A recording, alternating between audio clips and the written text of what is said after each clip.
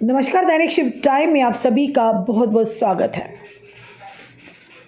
यानी कि अब अगर आप सरकारी ज़मीनें, स्टेट लैंड या कोई भी ज़मीन सरकार की हो उसे हड़पने का प्रयास करेंगे या की होगी तो अब आप पर भी शिकंजा कसा जाएगा।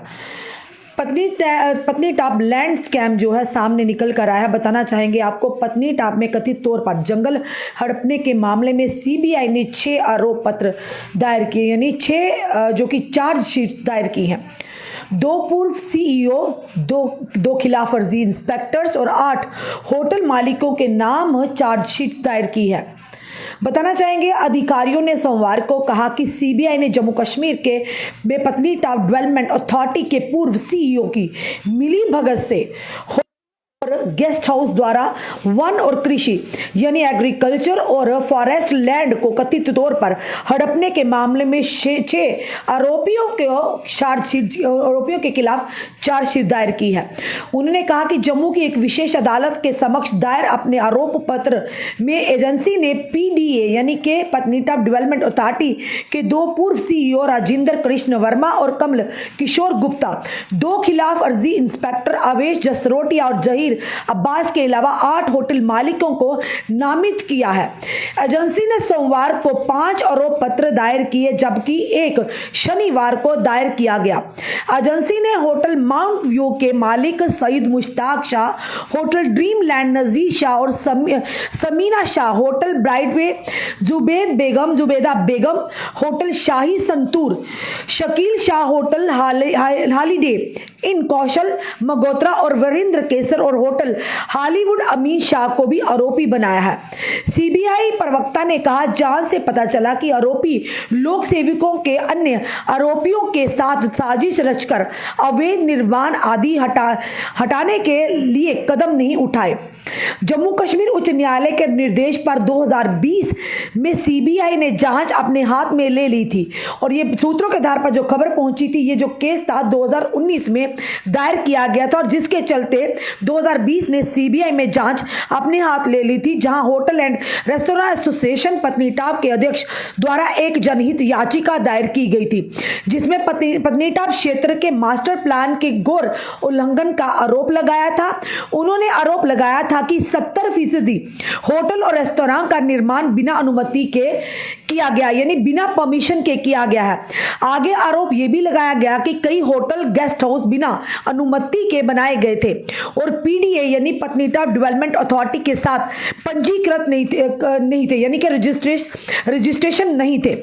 यह भी आरोप लगाया गया कि अधिकारियों ने ऐसा अतिक्रमणों की जानकारी होने के बावजूद कोई भी कार्रवाई नहीं की, यानी यह भी उन्होंने कहा क्या कि एनक्रोचमेंट होने के बाद भी कोई भी इन पर कार्रवाई नहीं की गई।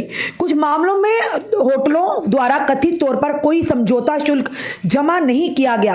सीबीआई ने एफआईआर दर्ज करने के बाद एक बयान में कहा, सीबीआई ने आरोप लगाया था कि पत्नीटाप में भूमि पर प्रभुत्व क्षेत्राधिकार रखने वाले लोक सेवक होटल, गेस्ट हाउस और यानी कि रिजॉर्ट्स आदि के मालिकों और स्वामियों के साथ साजिश में रचकर सरकार के हितों की रक्षा करने में विफल रहे और अवैध निर्माण और अवैध उपयोग की अनुमति दी। उक्त भूमि पीडीए यानी कि Patnitop development authority master plan का उल्लंघन करते हुए कृषि, पार्किंग क्षेत्र, आवासीय क्षेत्र के लिए निर्धारित। ये साफ तौर पर जो खबर आई, खबर पत्नीटाप के संबंध में आई है कि वहां पर कई ऐसे होटल, रेस्टोरेंट बनाए गए हैं जो कि कहीं ना कहीं कुछ सरकारी अफसरों के साथ मिली भगत से बिना परमिशन के और उन्हें यानी सरकार की जमीन पर बनाया गया है और उसके बाद भी विभाग को जब जानकारी हुई उसके बाद भी अतिक्रमण हटाने की कोई भी कार्यवाही नहीं की। उसी के चलते बताना चाहेंगे कि 6 लोगों पर चार्जशीट जो कि फाइल किया, जिसमें 2 पूर्व सीईओ पीडीए यानी कि पत्नीटाप डेवलपमेंट अथॉरिटी के और 2 खिलाफ वर्जी इंस्पेक्टर और 8 होटल मालिकों के नाम चार्जशीट दायर की है। ये है क्योंकि अब कोई भी अगर इस तरह से अतिक्रमण जिसने यानी जमीन है सरकार की, स्टेट लैंड या दूसरी कोई लैंड रेस्टोरेंट हड़प्पी होगी, अब उन पर पूरी तरह से शिकंजा कसा होगा। बेचने वालों पर, और ये जरूरी भी है जिन्होंने बेची होगी, जो सरकारी नौकरी में होते हुए भी इस तरह के घोटाले करते हैं, जो सरकारी जमीनों को अपने फायदों के लिए बेचते हैं, और जो लोग लेते हैं और बिना अनुमति के बड़े बड़े होटल रेस्टोरेंट बनाकर अपना व्यवसाय चला रहे हैं और कहीं ना कहीं अपने आने वाली पीढ़ियों के लिए काफी धन इकट्ठा करते हैं।